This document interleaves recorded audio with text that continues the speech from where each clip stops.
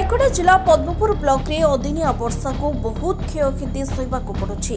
चाषी मानकर दुख दुर्दशा देखिले आखिरे लुह नहीं, रक्त बाहरी पड़िबो। कारण वर्तमान समय आसिछि धान अमलर समय।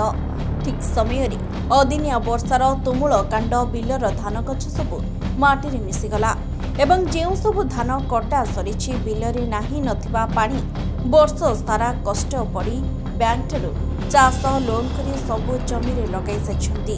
वर्तमान धान अमल समय तुहाकु तुहा वर्षा जहाँ नष्ट होईछि। वर्तमान परिस्थिति रे चाषीर दुख बुझिब किए? सबु चाषी भाई माने तांकर परिश्रमर दुख को सरकार कठारे उपस्थापन रखिछंती। 2024 वर्ष लोन छाड़ कइले चाषी भाई माने उपकृत हेबो बोली चाषी भाई माने प्रतिक्रिया रखिछंती। जो वर्षा जो पड़ी जो पवन वर्षा लगे मु बहुत असुविधा रे मोर धान पड़ जाइए।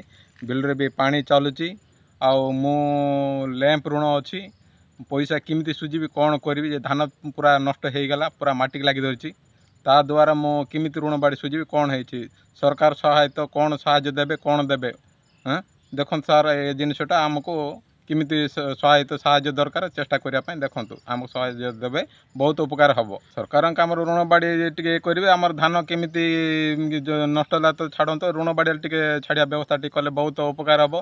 मंडी तो कौन हो प्रकार तो धान जो नियम करमिति जीव आ धान मिले तो जीव ना तो नाई से प्रकार परिस्थिति अच्छे मुई मो ऋण बाड़ी केमिति सुझीव सरकार से गोटे जिनिस देखु मु लैंप ऋण करके बंची। रायगढ़ जिला प्रतिनिधि रुद्र चौधरी रिपोर्ट, विशेष खबर।